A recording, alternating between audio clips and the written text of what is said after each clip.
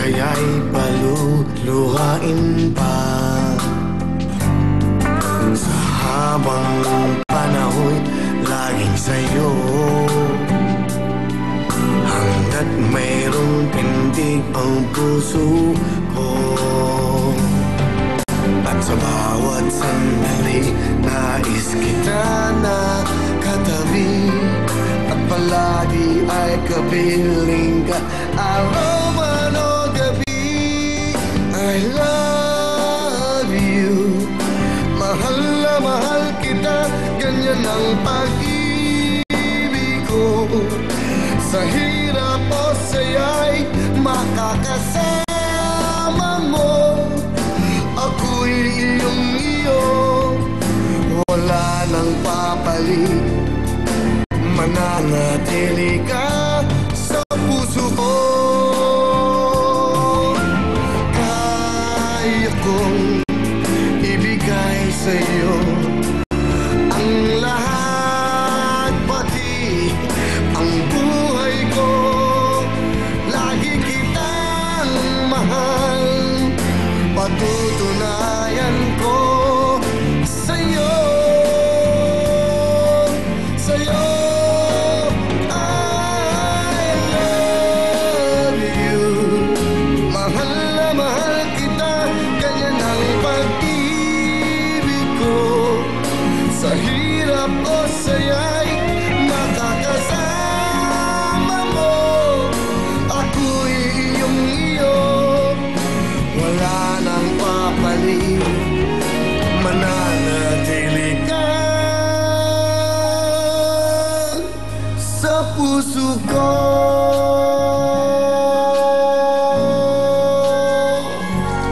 I love you.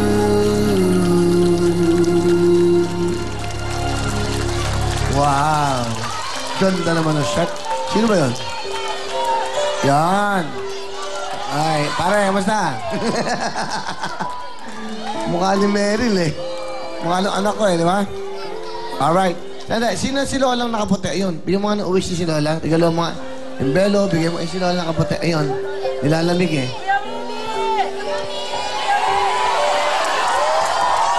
Halika, Justin. Bigyan mo si Nanay. Nanay, para po sa inyo. Bigyan mo siya ng ano. Ayan po, Nanay. Ito. Bigyan mo siya ng Nanay, para 2,000 para sa inyo. Lola. Ha?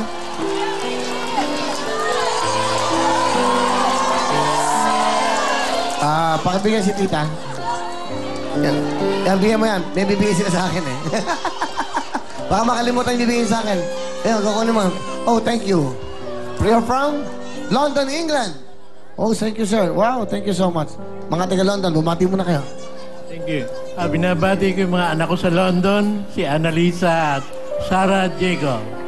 Salamat po. Thanks for watching, okay? Marami to eh. Dali ha? Bigyan mo nga yung mga fans natin na solid. Yung naka-blue, yung naka-red, naka-green. Okay. Bago umuwi, pabibigyan ko kayo, ha? Para mabigyan naman natin sila. Kasi lagi sila dito, ha? Yung mga nanay. Bago po umuwi, dyan po lang kayo. Yung mga fans club lang talaga, ng mga bata. Ang mga fans ko po, mga bata po, nagsisimula sa 80 pataas. Salamat din sa inyo. So, dyan na kayo mga lola. Bigyan nyo sila lahat. Okay? Para sa inyo naman yan. Okay, tuloy-tuloy tayo. At eto pa, bibigyan namin sa inyo napakasarap. Talaga namang CDO!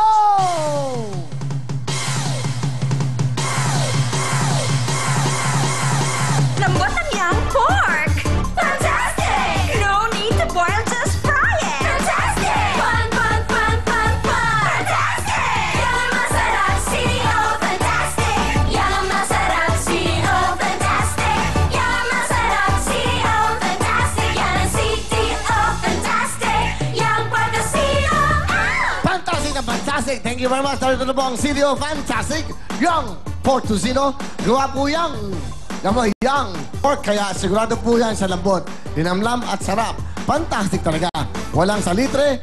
Pre-prituin na lang po ito. Hindi na po kailangan pakulang pa mga para lumambot ang kanila pong lutuinan. Higit sa lahat, gawa po ito ng sito, kaya siguradong dekalidad. Ako, kasama natin araw-araw dahil fantastic po. Young pork tocino, young ang lambot, Yang ang linamnam, yang ang sarap, yan ang Fantastic CDO. Thank you very much, Jana. Masarap CEO Fantastic. Thank you very much, Jana. At syempre, ito na po. Nako, sari-saring kwento.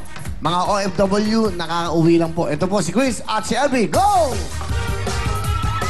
Okay, Chris, bate! Binabati ko po... Hi! Binabati ko po ang mga taga Mindoro, ang nanay ko tsaka mga anak ko. Nandiyan sila sa Mindoro. Mga kamag-anak ko po dyan sa Laguna. Mga kapitbahay ko po dyan sa Nawasat. Tita Beth, Tia Jurik. Ay, kumusta po kayo? At tsaka family Pontanusa. Hi po sa inyo. At kay Injer Lumagwas po. Hi po sa inyo at sa biyanan ko. Tatay Steve, sa kapatid ng asawa ko. Chris, Jonel. sabihin ako sa inyong anim. Kung babati kayo ng babate, wala. Mas maganda kinukwento nyo ang buhay nyo sa amin. Kasi hindi namin kilala yung binabati nyo eh. Sige po. Okay, mas maganda yung kwento ng buhay nyo kaya kayo nandito. Kaya babati ako, Roger. Hindi naman namin kilala yun. Ang importante kayo kaya kayo nandito. Ang binabati dito ang nanay, tatay, mga mahal sa buhay. Okay po. Kung kapitbahay lang, di ba? Tama ba ako? Tama po, sir. Kasi sayang ng... kasi madaliin kita. Kasi magtatalan ka na. Kasi bumati ka na eh. Gusto mo bumati ka na, hindi na kita kakausapin. Hindi po, sir. Okay. Ikaw, gusto mo bumati? Mamili ka, bate o walang usap? Ay, kukwento ko na lang po yung nangyari sa akin Hindi, bumati ka na lang. Hindi, sir. Okay na. Okay na, sir. Saan ka bumiyahe? Ba't ka umuwi? Galing po ako ng Bahrain. 6 na buwan po ako doon. Sa kontrata ko po hindi ko natapos dahil ako po ay nakaranas doon ng hindi ako kumakain. Nagnanakaw ako ng pagkain para lang maidaos ko yung yung maghapon ko. Hindi po ako doon nakasweldo ng 3 months and a half. May tatanong ako sa inyo, Chris. Legal ba ang pagpunta mo? Ano Totoo? po? Illegal? Direct po ako, sir. Hindi po ako nagsisinungaling kahit po sino magtanong sa akin. Talagang sinasabi ko sa kanila, direct po ako. Anong direct? Anong sabihin nun? Yung may kaibigan po ako na nandun, yung inihanap lang po So, hindi niya ka ako. nagpunta ng mga recruitment Hindi agency? hindi po, sir. So, alam niyo naman ng mga istorya, di ba? Minsan, ang hirap ng buhay niyo. Ganito, naranasan mo. Opo, naranasan. Di ba? Ang tanong ko sa inyo, bakit kailangan pa kayo umalis sa bansa natin? Kasi sir, talaga pong mahirap yung buhay natin. Kailangan na talagang yung pamilya, yung mga anak, mabigyan ng magandang bukas. Siyempre po, walang pera.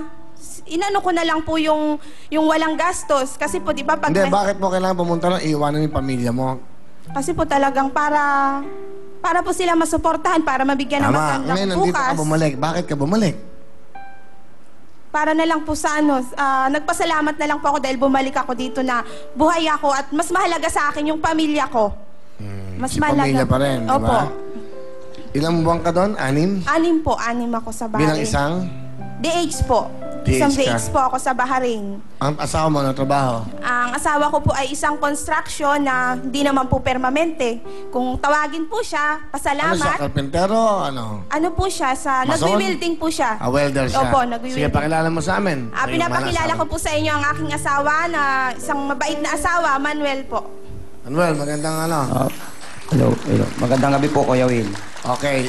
Naghiwalay kayo ng asawa, nag-abroad. Ang hirap ng buhay, di ba? Opo. Ngayon, nadidinig mo yung mga sumbong niya sa'yo. Ganito, hindi ako kumakain dito, ganun. Ikaw bang nagpasya para umuwi ng asawa mo? Pinag-usapan po namin mag-asawa. Ngunit sa hirap po ng buhay ay wala po akong magawa kundi payagan siya para matupad lang po yung pangarap namin sa aming mga anak. Makapag-aral po sila hanggat gusto nila. May tanong lang ako. Katulad nung paano pamunta ka ng biyahe, anong sinanglaan nyo? Anong inutang nyo para makabili ng pamasahe, ng ticket? Di ba Wala, ganun? nangutang lang po kami sa yung patubuan, ganun. Magkano inutang nyo para makapunta ron? Ano po yung... Inano ko po yung nagastos po ako yung passport ko po 3,000. Tapos yung pinamasahe ko po na bumili po ako nung yung lagayan po ng baggage ko 2,000 yung mga damit ko po. Siyempre po kailangan bago yung mga damit mo doon. Tapos yung mga atong ticket po ng mga halimbawa yung mga requirements ko po, inutang ko po lahat yun sa patubuan na Magkano, pag-alis mo, magkano yung utang nyo? lahat po ng utang ko ngayon nasa 20,000. Bumalik ka dito, may utang ka pa rin. Opo, hindi man lang po yung nabawasan dahil po, siyempre po, hindi ako pinasahod ng amo ko na sa kagustuhan ko po na yung makauwi po ako ng buhay dito na hindi ko na po pinanghinayangan na sinabi ko po na tumakas po ako doon sa, pinagplanuhan ko na talaga po na tumakas doon sa bahay